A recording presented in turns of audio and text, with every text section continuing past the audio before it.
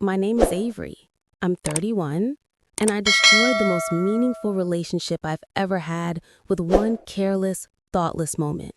I wish I could say it took time or that things slowly slipped away, but no. If I could rewind 5 seconds, just five, I would take back the laugh that slipped out when he asked me a question that held every piece of his heart. That laugh cost me everything. I met Michael on a chilly Seattle rooftop I didn't even want to be at. My friend dragged me there, literally.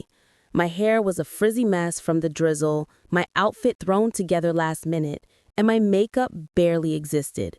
Yet somehow he noticed me, really noticed me. Michael wasn't the loudest man in the room. He wasn't trying to impress anyone. He had this quiet presence, warm eyes, unruly hair, and a gentle voice that made you lean in just to hear him. He listened more than he talked, and in a world full of people desperate to be heard, that alone felt precious. We started texting the next morning. One coffee date became two. Dinners turned into long weekend walks along Pike Place, and soon we were leaving toothbrushes at each other's apartments.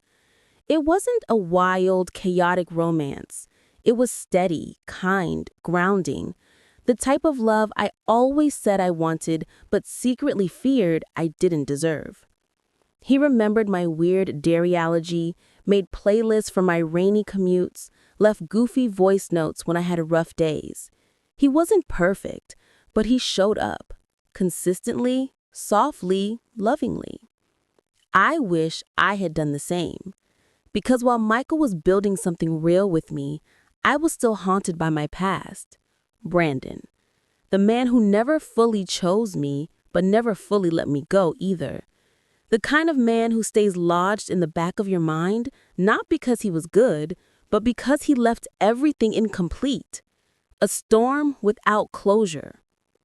Brandon was unpredictable, intoxicating, and impossible to hold on to. I spent years trying to win him, trying to be enough for him. And when our almost relationship finally collapsed, he vanished. No closure, no goodbye, just silence. I told myself I'd moved on, yet some nights I'd still check his Instagram, still replay old arguments in my mind, still flinch when a song we used to listen to came on. Michael must have noticed the hesitation when he talked about our future, the way I'd freeze when he brought up moving in. But he never pushed. He just stayed. Then came the night everything fell apart. We were curled up on Michael's couch, half watching a movie neither of us cared about, eating Thai takeout. The glow of the TV painted him in soft blue light. He looked peaceful, safe, mine. Then he turned to me, voice barely above a whisper, and asked, "Do you think you would have loved me if Brandon hadn't left?" I swear my heart dropped straight through the floor. It wasn't just the question.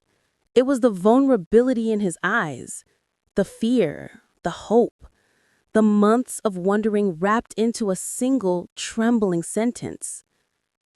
And I laughed, not because it was funny, not because he was ridiculous, but because I panicked. Because the truth was woven with guilt and shame I didn't know how to face. It was a stupid reflex, a nervous, awkward mistake. But to him, it was confirmation of his worst fear. The warmth drained from his face. His jaw tightened. His eyes looked somewhere far away, somewhere I couldn't reach. And just like that, I'd cracked something delicate, something he'd been holding out to me with trembling hands for months. "You didn't answer," he said quietly. And I didn't. I mumbled something dismissive, kissed him too quickly, tried to patch it with affection instead of honesty. But inside him, a door had closed. I felt it. The next few weeks were slow fade. His texts came later. Plans fell apart. His smile didn't reach his eyes, his laughter rarely came. And instead of taking responsibility, I did the one thing I am ashamed of most. I blamed him. I accused him of pulling away, of not trying, of letting us fall apart. I pushed him to feel guilty for the very wounds I inflicted.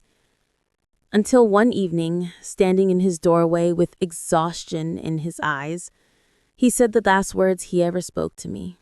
"Brandon, my ghost from the past, is engaged now. Some picture-perfect beach proposal. I didn't feel jealousy. I didn't feel longing. I felt regret. Deep, aching regret. Not for losing Brandon, he was never mine, but for losing Michael, because he truly was. People say you don't lose someone good in a single moment. You lose them piece by piece. One unanswered question.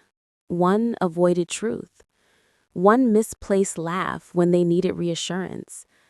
Now I fall asleep on one side of the bed, rewatch videos of us cooking pasta in his tiny kitchen, scroll through texts I should have answered differently, and wonder if he ever thinks of me. Maybe he does. Maybe he doesn't. But I know one thing for certain. Good men don't wait forever. And women like me don't always realize what we had until it walks out the door, quietly asking one final time if we ever truly love them. If you've ever been betrayed or faced heartbreak, you're not alone. Subscribe to Cheating Secrets for real stories of love, betrayal, and resilience. Don't forget to click the notification bell so you never miss a story that could change the way you see relationships.